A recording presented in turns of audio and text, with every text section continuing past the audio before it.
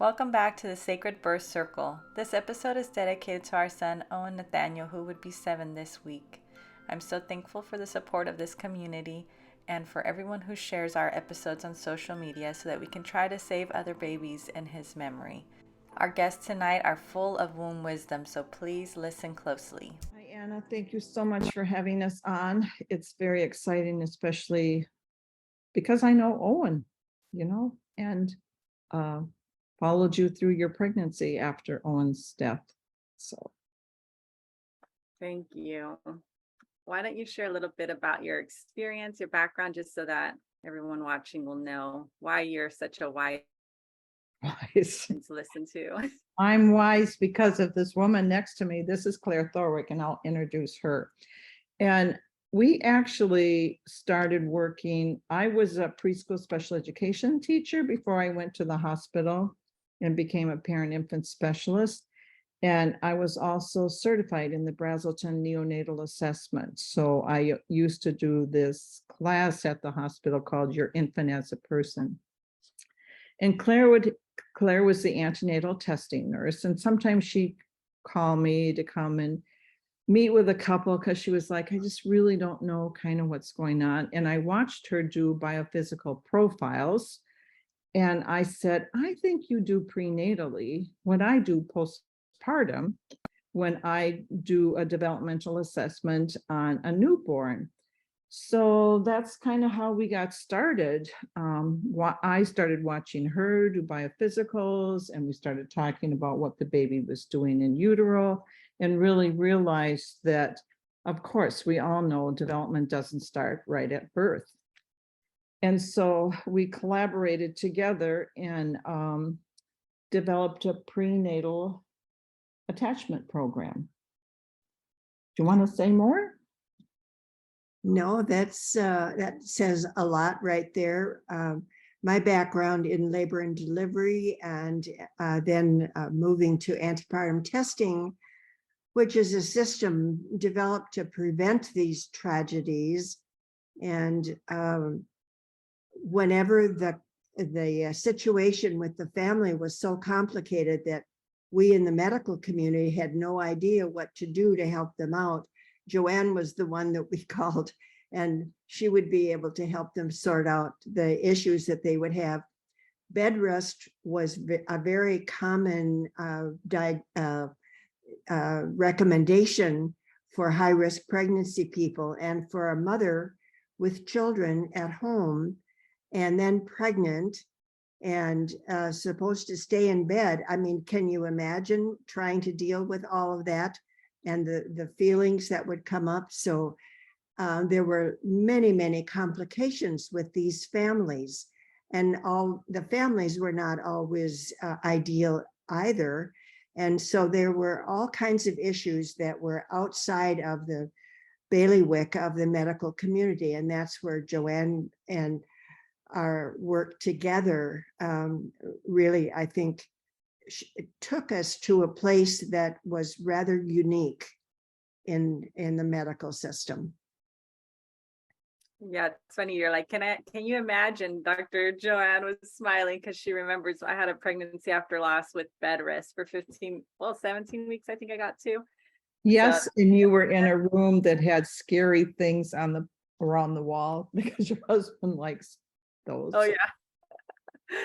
So Dr. Joann was there for me. I was always on the Zoom calls, trying to get support through my pregnancy after loss because it is pretty horrific. And then add on to it having complications with the pregnancy that I had.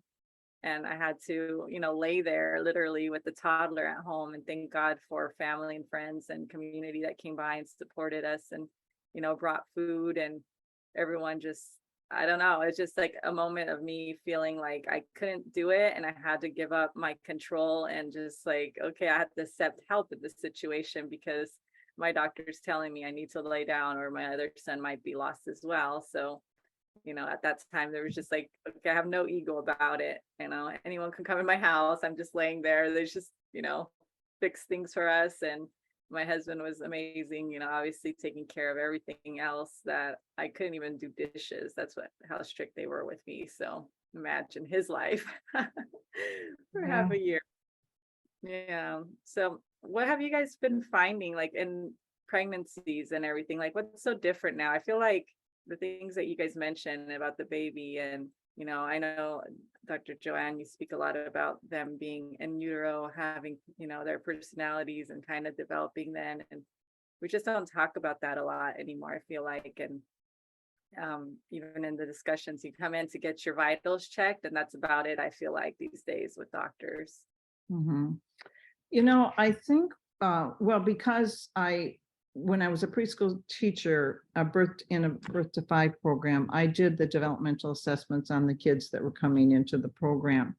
So when I was initially hired at the hospital as the coordinator for childbirth education, I was really struck by, now mind you, I came from the community, but I thought, and they were mostly nurses doing the childbirth education.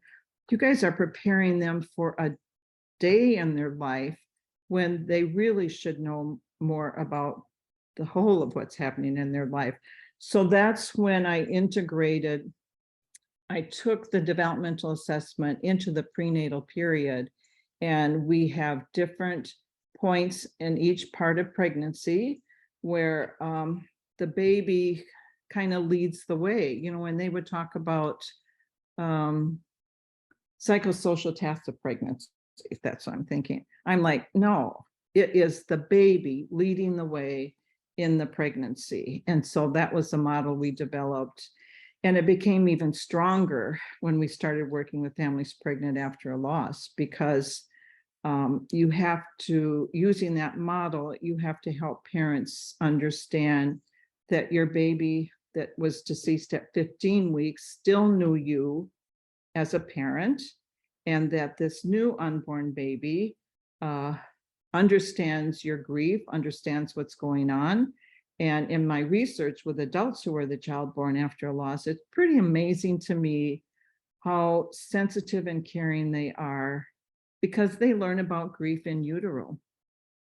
So I really believe if we can help normal pregnancy people understand the baby's already here, we can help prevent stillbirths. I mean, it's true what you just said. They go into their OB appointment and they measure the uterus, they do a urine specimen, take a blood pressure, but nobody really asks, what do you know about your baby? And Claire, you are so good at that. Before you would put somebody on the monitor, talk about that. I don't know if I know exactly what you mean. Before you even put the belt on. I have to tell this story first because I don't know exactly what you're wanting me to say. But the thing about testing is that it gives the baby the chance to choose its own birthday. The tests are to predict well-being for a week, and if the test doesn't show positive characteristics of the baby, then it has to be evaluated, and maybe it's time to be born. And so the mother's intuition has so much to do with the general overall wellness of her baby. The story that I wanted to tell is, like, as a mother, I remember with my 4 kids that were very close together, all of a sudden I would get an intuition that something was different, and then I would have to check up on them, and sure enough, something was going on. And so I learned to trust my own intuition with my kids. It was like a miracle or magic or something when I would find out that I was needed on the scene with my kids. And it's the same with these mothers. When they report their concern about their babies, we need to listen to that and not let the technology override the mother's intuition. And if there isn't agreement about wellness between the two, there needs to be more more investigation into the situation. Asking more questions. Yeah. Yeah. And maybe continuous monitoring and watching the baby continually rather than just turning it all off and not paying attention. Mhm. Yeah, and I feel like especially nowadays, because we're so used to technology ourselves, that we just imagine that the technology is perfect, you know, And like it's not. as parents, you know, we go in. Absolutely. Mhm. Yeah. Well, and I think what Joann was wanting me to say was when I started a test, especially when it's the first visit, I would ask the mother, tell me about your baby. And then as the test was finishing and the results showed that she knew her baby, and the test proved that she was correct about that, then that builds up the mother's confidence in her own sense of what her baby is like. And so she's getting to know the baby and to trust herself. And I think supporting that factor is the best thing we can do to keep those babies safe, is to give the mothers confidence in their own knowing of their baby, and they know their baby because they are in communication all the time, and they're the only 24/7 person that's paying attention. And so we have to pay attention to what the mother says and what the mother feels, more likely, because lots of times this intuition is hard to describe. And we just need to know that if she's not comfortable and secure in knowing that her baby's okay, we'd better pay attention. And really, Claire, what I was hoping you would say is, before, when a mom came in and you would say, tell me about your baby, and mom would say, well, I was just at the doctor, and he said, well, I think it weighs about 5 pounds now. And you would say, but what do you know about your baby? So she was teaching people to, oh, wait a minute, do I know my baby? And what do I know about my baby? And that's how I think you had no stillbirths in all those 18 years that you worked in antenatal testing. And we don't do that. I mean, that's why childbirth educators, if they could use this model of prenatal parenting, would begin to know that it's not psychosocial tests of pregnancy. It's the baby leading the way into the pregnancy as well, just like they lead us into parenting after the baby is born. Mm-hmm. Yeah, and I think the sad thing is, for all of us that lost a child, that we didn't know there could be a stillbirth and a healthy pregnancy. No one really had that conversation, which is, you know, nowadays people don't want to scare anybody. Nobody wants a mother to freak out and come in 12 times in a month, you know. But in reality, that could be called for, you know, those few times coming in, maybe they're wrong a few of the times, but then they finally catch it on the monitor, which they don't catch it every time as it's happening. You know, for me, it was cord compression. So you would really have had me in there many times before anyone would have noticed something's going on here with Owen. So I don't know, how do you prepare families without telling them the risk, which is why we Push for Empowered Pregnancy are open and saying, you know, stillbirth can happen, and low risk pregnancy, sadly, which, you know, to me is more a signal of the level of care that we get at a low risk pregnancy than really what's going on with the mom. Because, you know, first time moms, it happens a lot too as well. And that's where I think the failure is as well. Like you're mentioning, the mother may not feel confident that she knows her baby more than the machine, more than the doctor. And we're just taking, you know, their word for it as we go into our appointments. Like, okay, well, I feel a little bit weird, but that's probably pregnancy, right? You know? Yeah, that's what they think. And, you know, that's why it's so important. And we talked about this before, Anna, how this is wonderful, but we need to reach the normal population in order to help prevent stillbirths. And even then, I think of my mom that was very high risk on our high risk unit. And even after testing, she'd had a test done that morning, and it was 8 out of 10 or something, but she really wanted another one done that afternoon. And they're like, no, this is fine. And she said, it's a different 8 than the baby had last week. So she knew without the monitor and everything that what they were reporting was not really what was going on with the baby. And they actually delivered the baby that afternoon because they did another test. And wow, she was right. There was something going on with the baby and the baby needed to get out. At paternalism, about not wanting to talk about the possibilities of trouble. So they don't want to scare the mother. That has to stop. And that's what it is.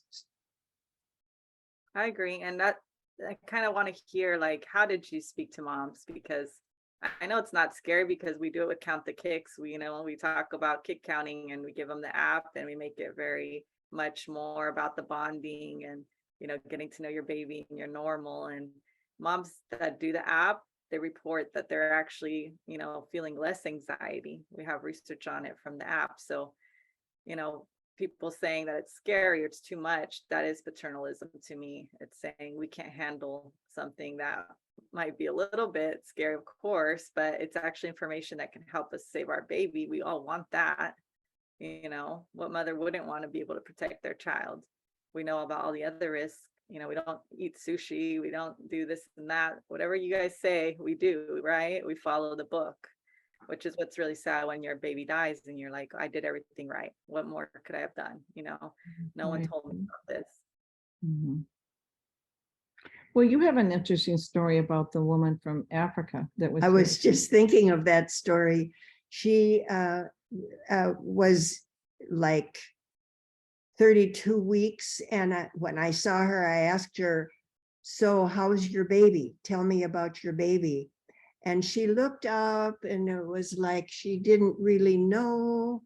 And she hadn't been paying attention. And so she didn't really have any idea what her baby was like.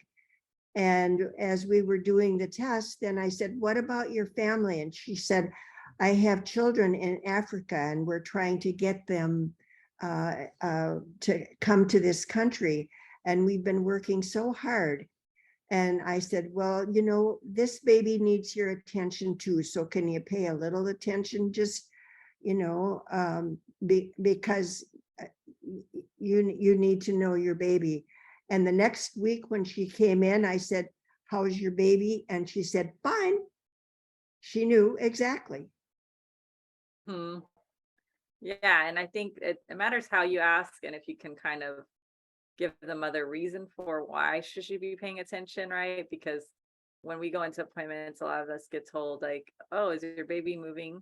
Or is your baby moving, normally or something like that, just very vague. And you're like, yeah, I think so. I mean, of course my baby's moving. Like, is that not a thing? Like, so just having a doctor or a nurse go further with the conversation is like, you need to know the pattern of movement. You need to know the strength of movement. You need to know your baby's personality. When does your baby move most? Do they wake up moving? Do they, after you eat, move? All those more specific conversations I think would help parents to understand why you're even bringing this up, Right. Do they react to dad or their partner coming in or the siblings in the room? Yeah, I mean, that is the scariest thing. I'll never forget one of the moms saying in group, when the midwife asked me, do you feel your baby move? She's like, yeah, I feel my baby move. And she said, I didn't realize it was the difference between life and death. So it's asking more questions and. Yeah. And I think looking at it, like you say, like more psychosocial or whatever, it's not just like physiology, like the baby's growing. Like when we get these, apps and stuff, they talk about the baby's this size this week. Oh, now the eyes are developing this way, they talk about the physical so much.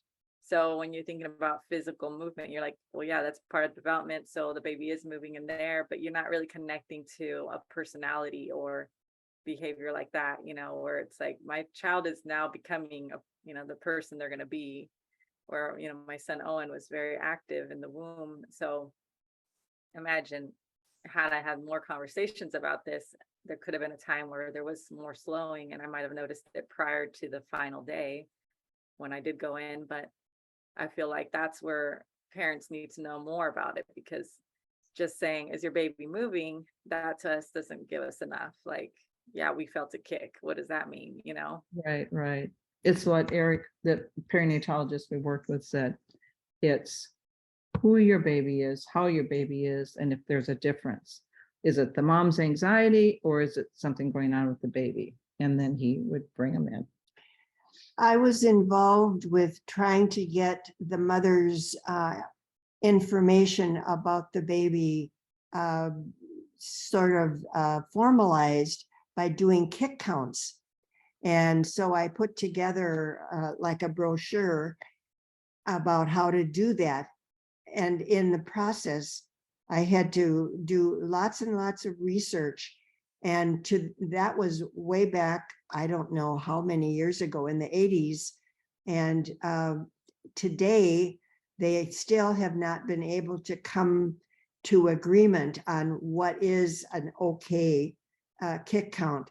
So the knowing is much more than just counting kicks or knowing that there is some movement or something like that. It's much broader than that. It just can't be, at least at this point, cut and dried. It's much too ethereal than that. It's much more complicated than that. Mm-hmm. Yeah, the way with Count the Kicks app that they do it, just so you know, is they measure like how long it takes your child to get to 10 kicks, and then that'll create like a graph, which is not every child's pattern is different, so it will show a change for your baby. It won't be like for my son, let's say 10 kicks in like 2 minutes because he was really wild. So if one day it took him 30 minutes, that's a red flag for me. So I think for us, at least in America, how things are now with our healthcare system, it's helpful because it reminds you, first of all, to pay attention every day.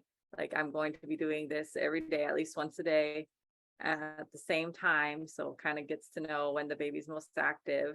And then it alerts you to think like, oh, yesterday my baby was doing a lot more movement than today. So I think kick counting in that sense can be really helpful, because here, like, we work, a lot of us work, we have other children, we're running around.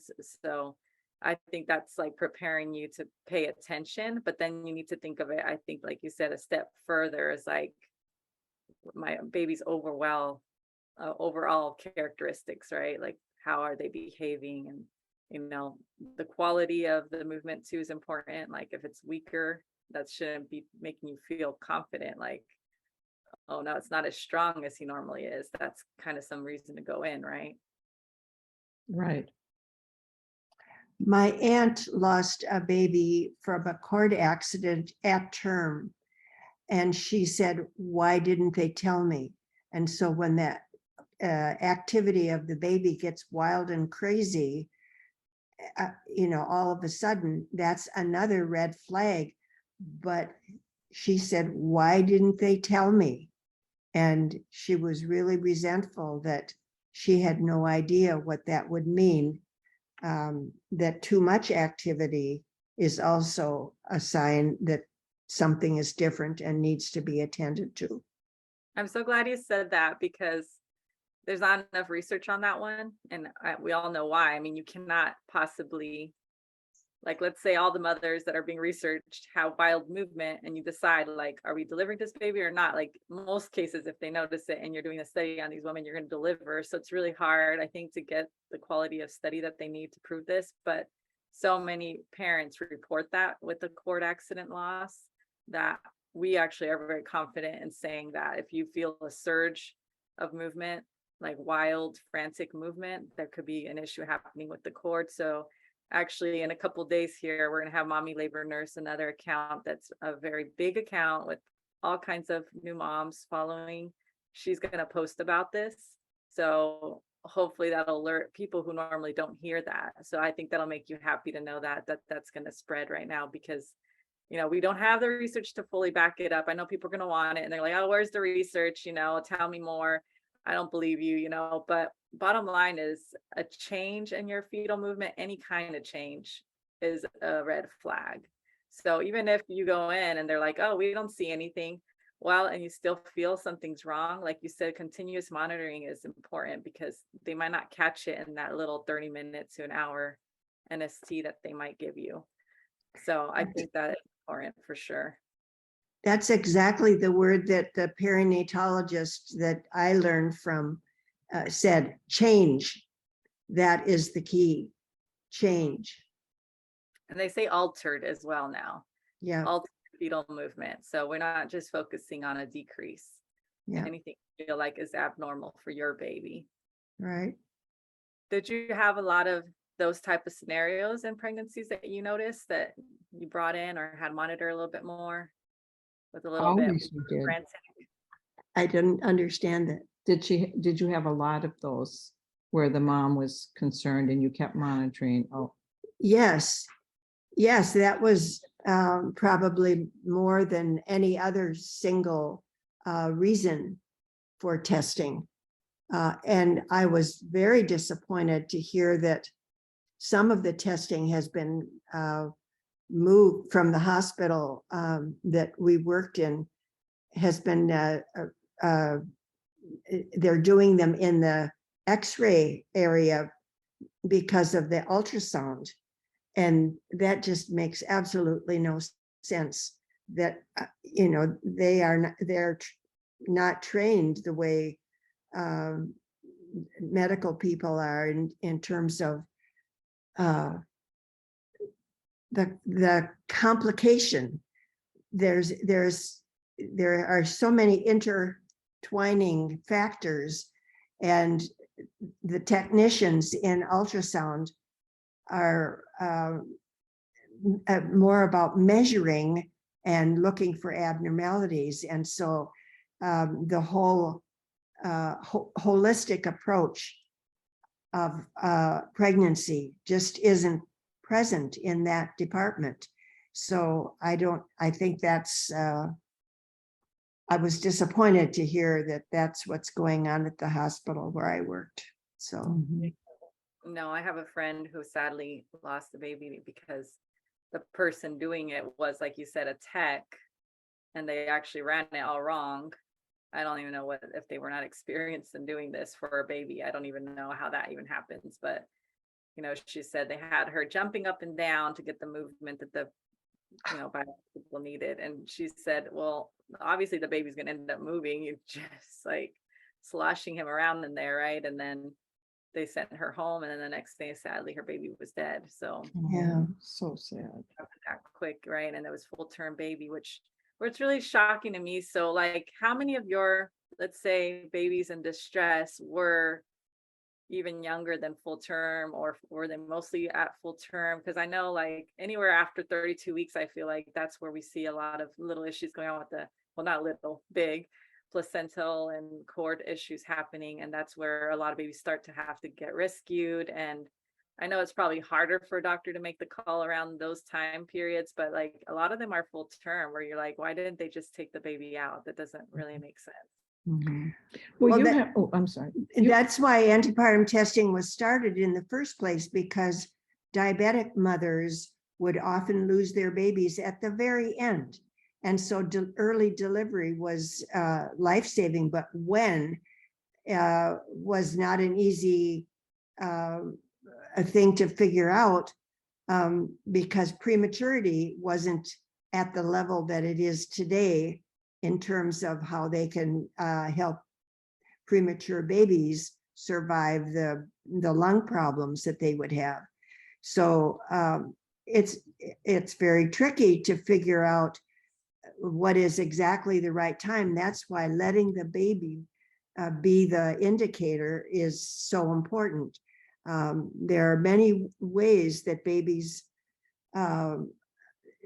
get into trouble, and they can't always be predicted. So you just have to watch as close as you can and look for the best time. The timing is everything.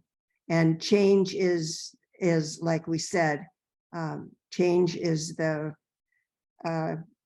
red flag that we need to pay attention to. I was just gonna say, I remember the mom that had 2 losses at 32 weeks, I think. And the other just gifted thing Claire would say was, your test looks fine today, but if there's any change, come in immediately because you will know if there's change. And she came in the next day. After the test. And the test was perfect, and the baby needed to be born the next day, and the mother knew it. So the second test caught it, not the first.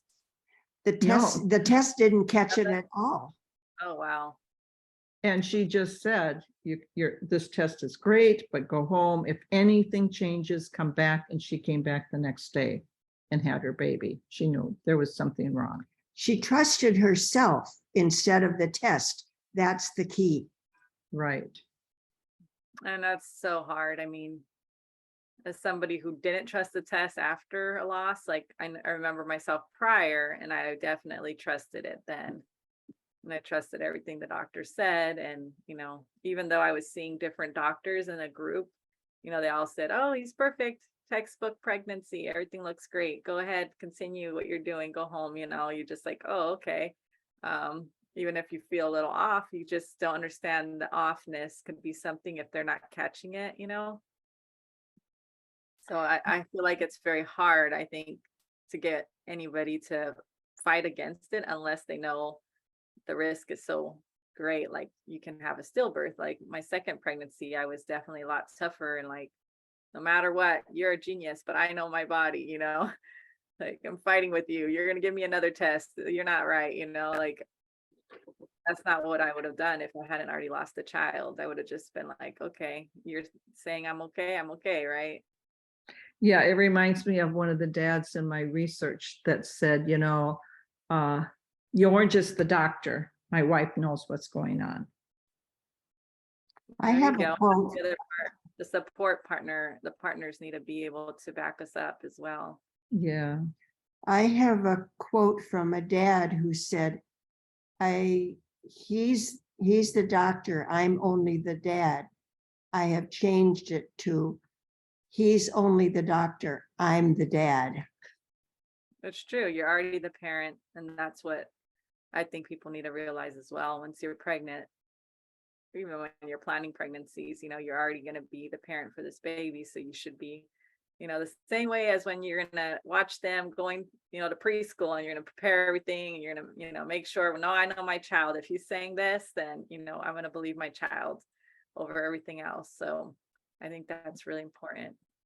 Yeah. Dr. Joann, do you want to talk a little bit about your side of things with the book? Here, I have it. This is a book that I'm actually some of my stories in there for pregnancy after loss. And, you have so many parents after, and it must be interesting for you guys being friends and seeing sadly your side and her side. And, she might have got some nuggets from you, like you probably see a lot of patterns, which is what I see now with losses, similar stories, similar things that got overlooked. Mm-hmm. Yeah. That book's all you guys, based on stories from you guys. The first book, Meeting the Needs of Parents Pregnant and Parenting After a Loss, has the model of how to do the prenatal attachment intervention. And I wish more parents would buy it for their providers. I try to get grandparents to buy it because it's step by step for each gestation, what the baby's doing, what the parents doing, and what the healthcare providers can be doing for the family. So I think you need to make an app out of it.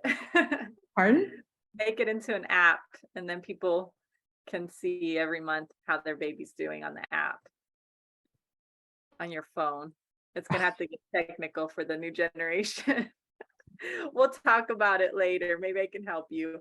I do think it's important. It's just hard, there's so many books and so many things that parents read, and we think, like the What to Expect When You're Expecting book, you read that and you're like, okay, I kind of know what I'm going through here now, but it's hard for you to find books like yours where you're like, this is a little more detailed. This gives you more what you might want to actually know is going on with your baby there than just like, today he's the size of an avocado. Yeah, right. Well, I sent you the handouts. I'm sure you have not had time to look at it, but I sent you the 3 handouts that are in the book. And that's just the whole framework of from conception to birth, what the baby's doing and what the parents are doing. And in a pregnancy after loss, the baby's development doesn't change, but how the parents do the pregnancy changes drastically. Mm-hmm. Do you want to share a little bit about that? What you've been helping parents with? What I've been helping, well, I'm still doing groups, and I say goodnight to the babies, as you know, at the end of each group, because I always tell the moms, especially when new ones are coming, because they're like, I'm only 6 weeks pregnant. You're going to say something about my baby. But I just say the baby is part of the conversation. The baby's been hearing the discussion. The baby knows why you are anxious and knows how much they're wanted and loved. So, but that's, that's a hard thing. Normal pregnancies are going back to the normies, what one dad used to say, the normies. We don't want to be with the normies when we take childbirth classes. Yeah, our concerns are very different after loss. Yes, with very what much. you want to learn. And we learn a lot, which is the sad thing, because I feel like all of us are like, why didn't anyone talk to us more about the placenta? Why didn't anyone talk to us more about the cord? What's going on here? It feels like everything you find out after a stillbirth, you're like, that should have probably been discussed, especially fetal movements and how to really advocate in those situations, and knowing your baby's normal and patterns and stuff. It's just not at all focused on a normal pregnancy situation, because everyone, I think, is assuming it's going to go well. Mine were always like, hey, you look great, your baby looks great, go on. No real conversations about any of this. Right. And then always, when you see a pregnant person, ask, how old is your baby? Not when is your baby due?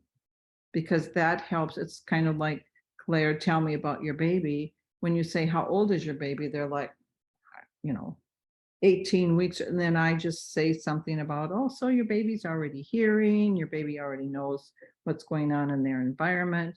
I think that would help a lot, to have people understand the baby's already here and to start paying attention to it. It's just so sad that in all the years I've been doing groups for over 35 years, and the losses are the same. And it's because until you've had a loss, you don't realize that you are in charge of your baby, and that you know your baby best. So. Mm-hmm.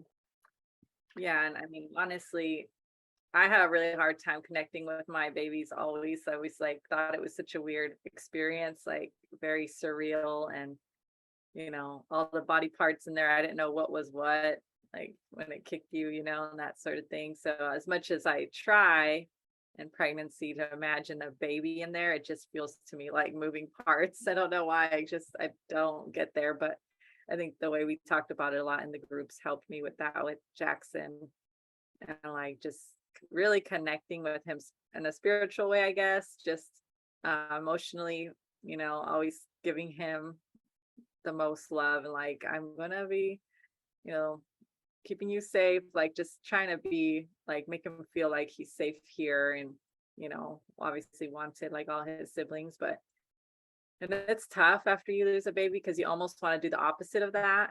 You want to just be disconnected, and I don't want it to hurt like it did last time. If something happens to this too, Absolutely.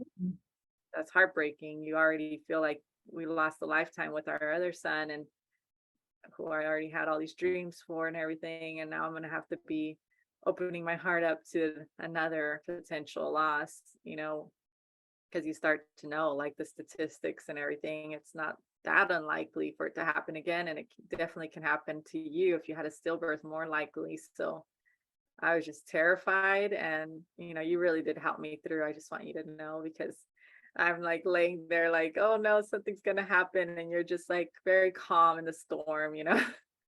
Like, don't No, worry. I just showed up to facilitate. You guys, I mean, that was the power of the group, how much you learn from each other. So, yeah. But the thing that you did at the end of each session as support group that I thought was so valuable was to look at what's going on developmentally with each baby that was in the room. And if they, when you describe the baby's development at, say, 22 weeks versus 32 weeks, the difference, it gets so clear, but it makes the baby so much more real. And to appreciate that all of those changes that are going on out of our sight. And I think the APA group that studies and focuses on all the baby's awareness in the uterus, that has been so interesting to me. And to actually do study about what the baby remembers when it was inside the uterus. I have to tell the story. Can I? A 3-year-old of a friend of ours was asked, what do you remember about being in my tummy? And he said, when you walk too fast, it hurt. Now, how do you do scientific study on things like that? We haven't figured all of that out yet. And the other thing, he said, when you peed, it made so much noise. You can't make that up. No, you can't. And it's really, I am the first to know it's so hard to try to embrace a new baby. And I remember when one woman started a group, I would say, how many weeks pregnant? Where are you from? How many weeks pregnant? And she said, I don't want to say, I'll just say I'm in the second trimester. So at the end of the group, when she saw that I was saying goodnight to all the babies, she said, okay, I'll tell you, I'm 18 weeks. And it was because she could think of herself as pregnant, but not necessarily there was a baby inside. And another mom said, oh yeah, she said, when you started doing that, I would be like, no, I don't want to know. I don't want to know there's a baby in there. But another mom said, yeah, she said, it scared me at first too. She said, but now I so look forward to it because I know the baby is there and I want to know what they're doing this week. So it's hard. It is really hard to, well, that's what it's all about. Why we constantly are saying you still have a continued bond with Owen while you are working on loving Jackson. Yeah. I know for a lot of us, it's tough too to find out like the gender and everything like that because that came up Monday.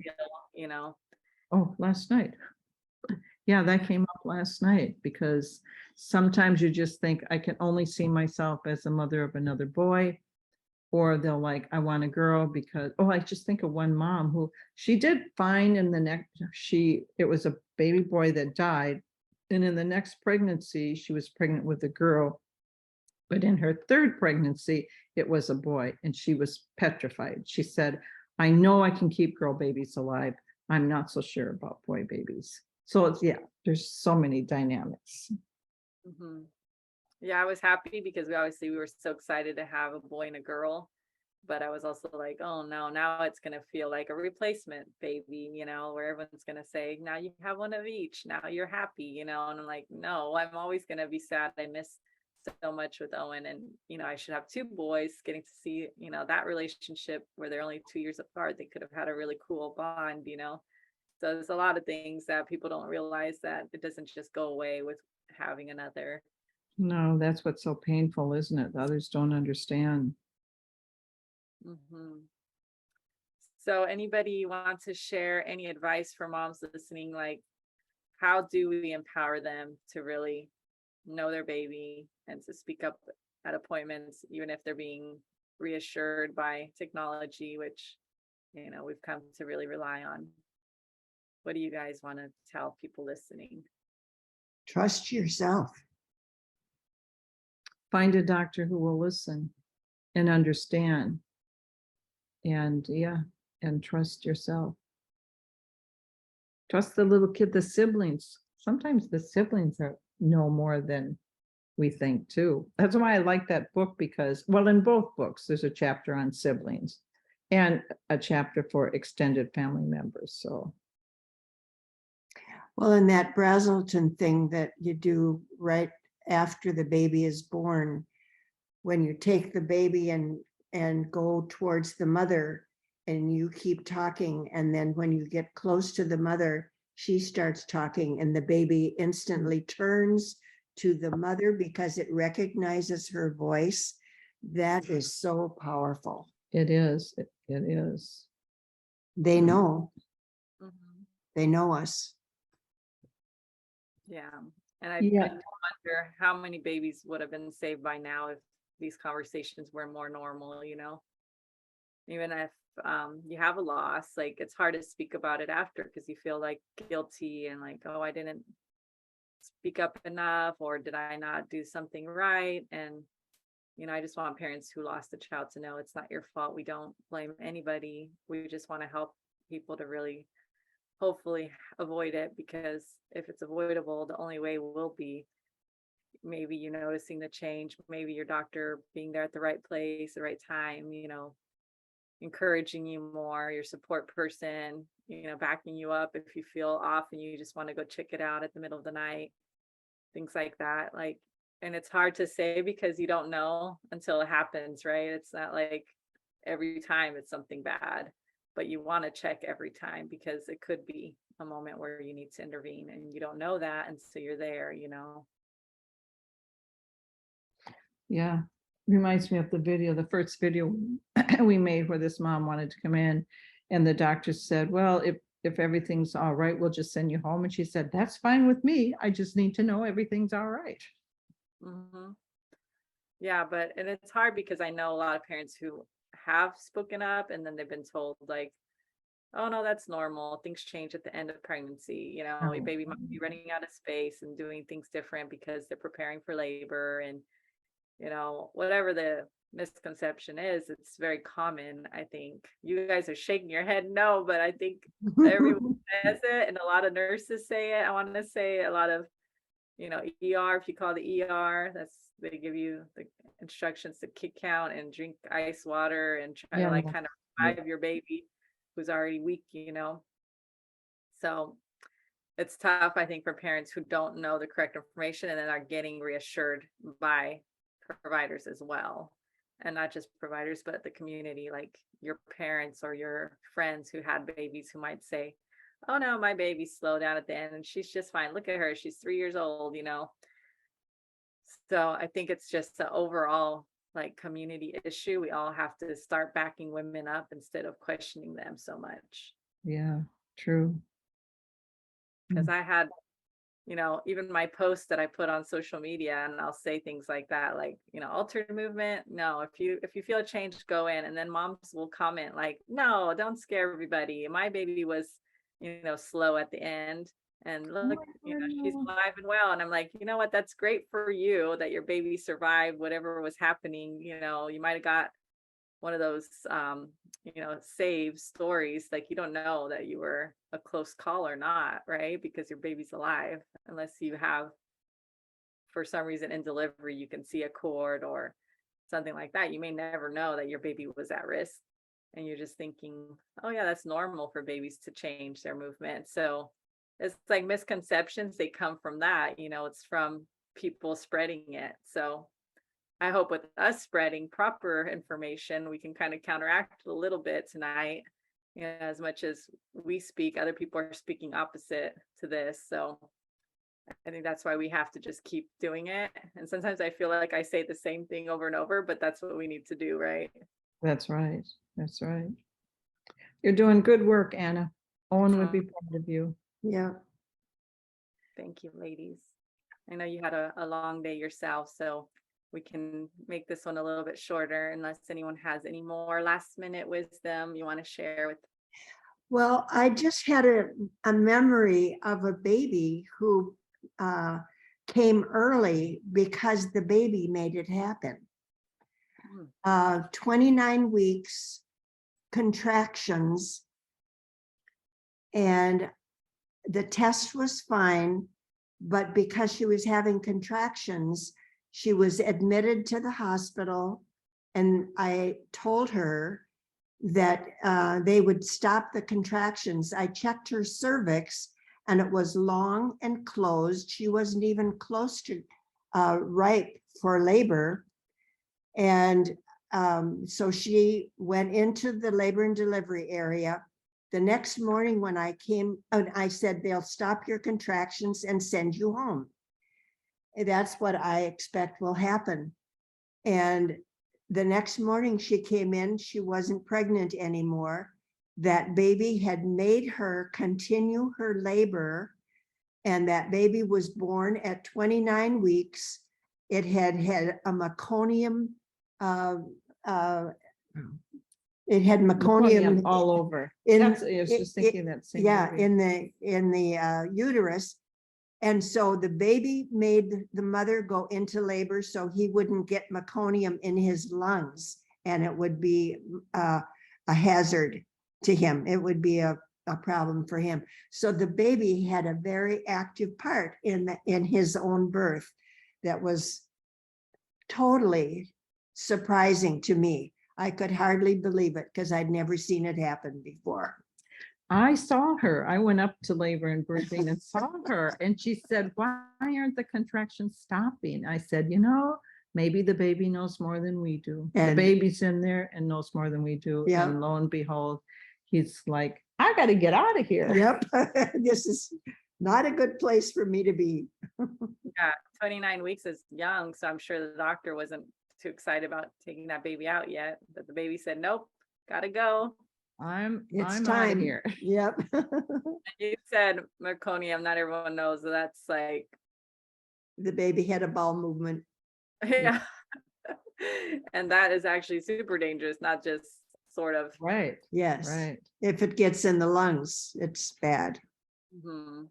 And I think that's amazing. That's an amazing story because the baby wasn't even near term yet. So everyone around was probably reassuring the mother, and I Right. think her baby kept working on it. My Well, goodness. and the baby knew enough to stop its practice breathing. Duh. I mean, how smart can they be that we don't give them credit for? Mhm. Yeah, it reminds me of, we have tons of stories, but it reminds me of another one where they had lost twins, and in the next pregnancy, unfortunately, they weren't at our hospital for their birth, and he was head down and she got to 6 centimeters and he flipped. And I'm like, oh, he did not want to go down through that space, knowing that his siblings had died going through that space. So in the next pregnancy, they did have the babies at our hospital, and I was with them in labor.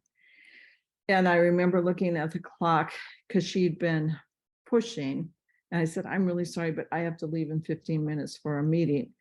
The next contraction, out he came. And the dad said afterwards, he had flashbacks of his twins dying. So yeah. I was actually thinking right now that you're talking about it like this.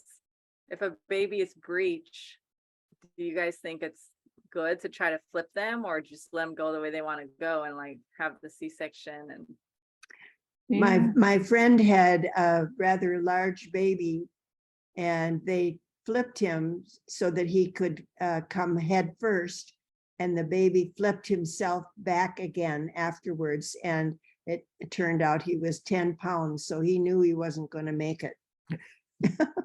no, I agree with that. My daughter was a big girl and she just would not turn. She just would not turn the whole pregnancy. At the entire end of the pregnancy, the doctor kept looking and said, "Nope, this baby is never going to turn." So we planned the C-section for her, and I was just really nervous about trying to have him do the inversion thing. He just said it was painful, and a lot of times they flip right back. They don't, stay in the position. So I didn't do that. And actually recently I read a story on the internet that a mother was trying to sue actually because they did that process and that actually caused the baby to have a loss. I think it was a stillbirth or just like right after.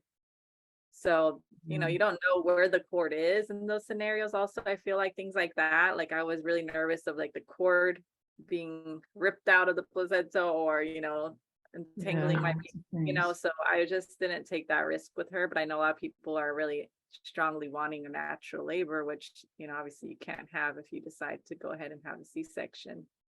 So I kind of do wonder, like maybe your baby's that way for a reason. Mine would have been probably large for me to deliver, I would think, and then end up in a more scary emergency situation. Hmm. Well, thank you, ladies. I love the stories. I think the stories really highlight a lot, especially for parents listening that are pregnant now, that you want to kind of think about what you're going to do. And I know we all like to have birth plans and things like that, but what do you guys think actually about birth plans before we end? Is it important to have a plan of how you want this delivery to go, and who's making No. the I say make it very simple.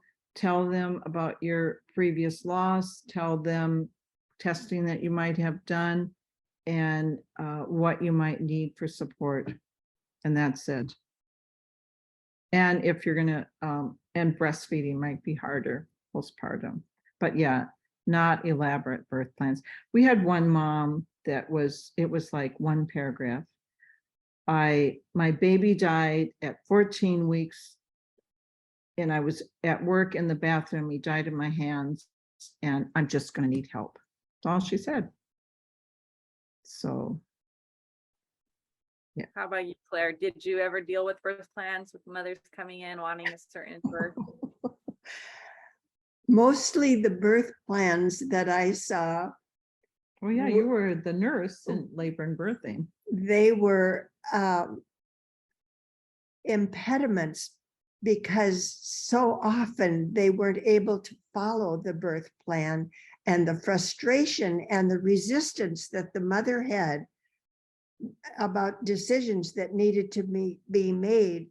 I mean, it just seemed like it was asking for a contrary kind of experience to have a birth plan.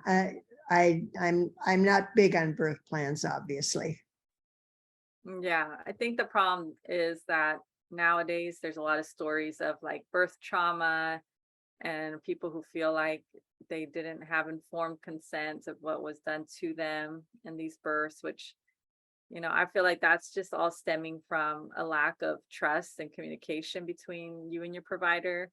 If you feel like they just took control and you didn't want it, and, they did things that you wouldn't have wanted, I think that's showing like you had a pretty bad relationship probably from the start of this pregnancy with this provider. Maybe you should switch providers if you don't feel like you're confident in them and what they're going to decide for you as a medical professional, in certain situations where you could use intervention. So the birth plans now, I think, are like to control that, to say like, no, I'm in control. Whatever's going to happen, I'm going to be the one to decide. I don't want you to do this, this, and this to me or my baby. But then you're taking away all the power from the provider who might need to do something in that moment, that would save your baby's life or your own. And, women nowadays that are talking this way, they want the natural birth. They prefer that.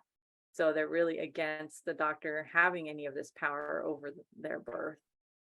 So I don't know, it's kind of hard because I feel like you probably had good relationship with all your patients where you felt like they knew that you were listening to them and everything. But now if we feel not listened to, we're doing the opposite nowadays, where the provider is just deciding things medically for you and you don't even know what's happening. You're just like an experiment. You kind of feel like you're just being worked on instead of a relationship building situation. And maybe it's even worse now with COVID, where, the appointments were less in person and there were, all these issues going on. So you got quicker appointments.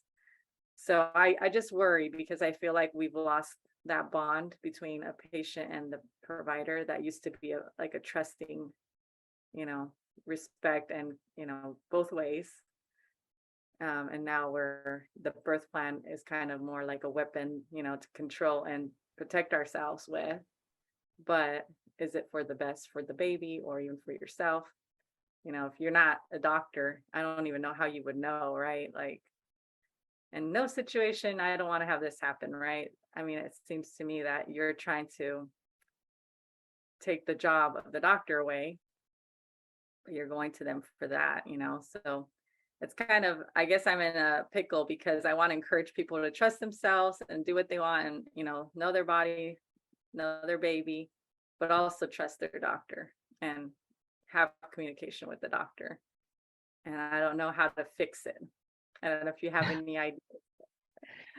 No, I think that's the power of the support group too, is when someone's saying something, another parent will just say, this is what I think you should say, or this is what you need to find a new doctor. We were very, very careful not to undermine the doctors.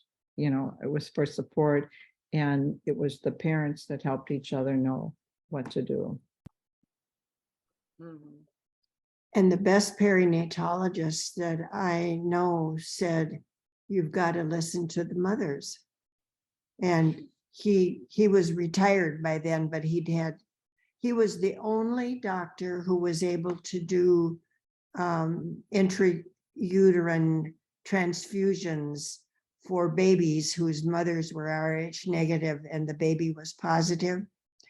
When he was away, they'd have to go to St. Louis.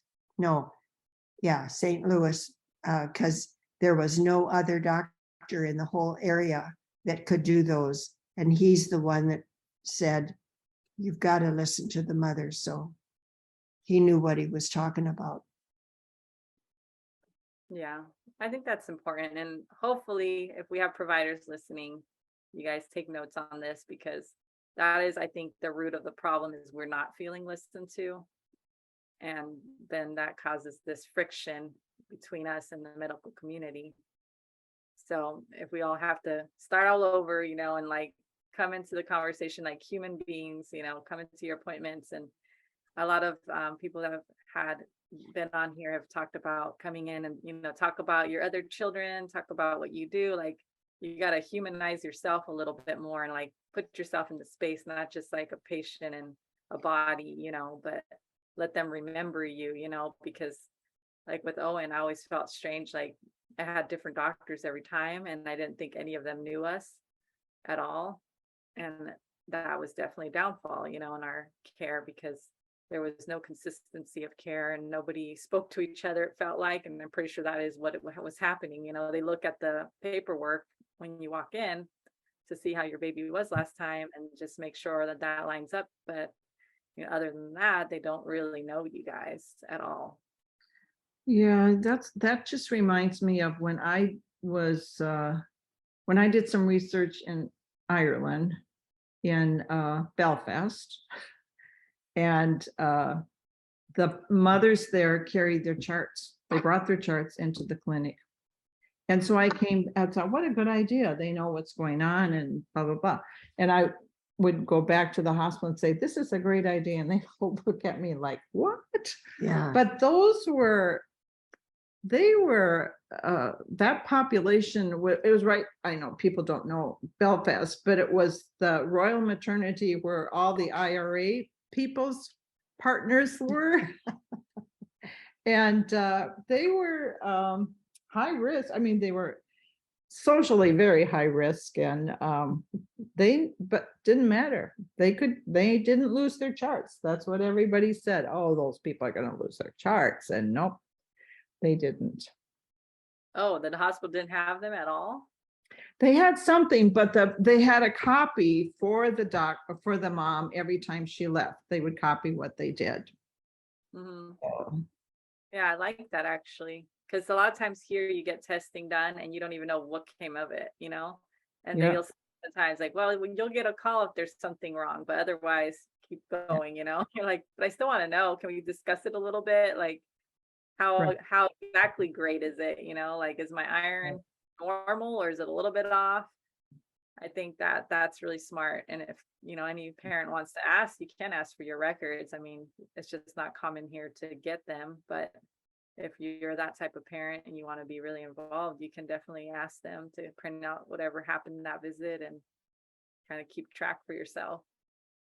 Yeah, I'm hoping that gets better. I know my care at the Mayo Clinic, I get the report either sometimes that day or the next day, everything that the doctor said and every blood test I had and blah, blah, blah. So we need to do more of that because you would always say you're the only consistent care provider of your baby. So That's true. Yeah. And that's why we want you guys to all hopefully get to know your baby throughout pregnancy and see if you can find Joan's first book. And this is the second one. We didn't go into too deep, but about the parenting or pregnancy after loss. If you're a parent after loss, check that out.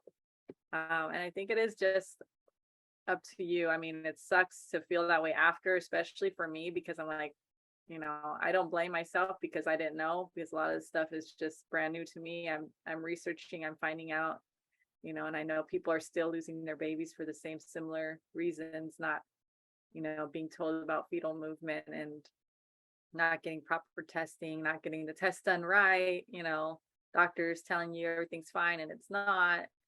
So all these things, make it really hard for a parent who lost a child to feel like, at peace, I guess. I've tried to find peace because I know I couldn't do more than I knew at the time.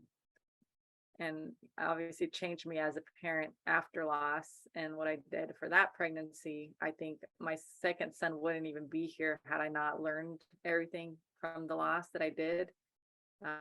Just like fighting for him the way that I had to at the end and him being here safely. I think it's also a result of the care level that I got because it got to be with a high risk doctor who was able to catch my incompetent cervix, at 20 weeks, who was able to do the high risk situation. He had to do a cerclage that was, it was already dilating. And so had I had not lost a child, I wouldn't have this amazing doctor working with me for Jackson. So it's tough because I know neither one of them, they all should have got the same amount of care. And I didn't get that with Owen.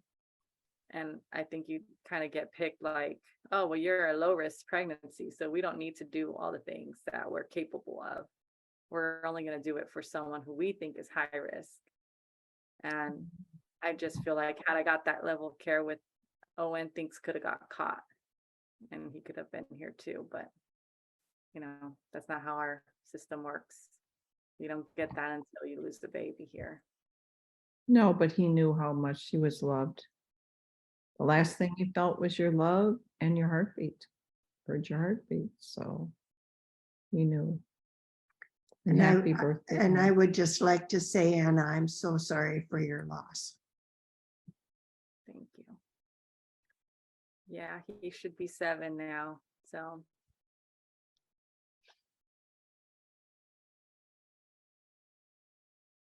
it doesn't get much easier, but like I said, this birthday was actually one of my best ones. I didn't cry as much because I had so much love, coming for him. Everyone was messaging and telling me how, impacted they've been by the work we're doing in his honor and, everything for Push for Empowered Pregnancy now that we're doing this big push coming up October 15, which will be in Washington, D.C. And anyone who wants to join us can be there. Just go to bigpushmarch.org and you can register and you can go there with us, or you can do it in your own town. And on October 15, which is the Remembrance Day for babies, we're also kind of taking it over to kind of demand change as well, because at least for many of us, we feel like if more was done, our babies could have had more of a fighting chance, and we want that for other families. So we're going to be marching for that all together on the 15th.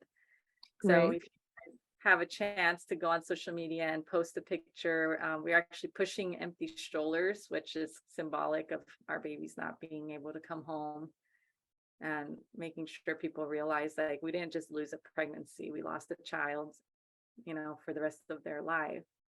And we don't want people to go through this if it could be preventable.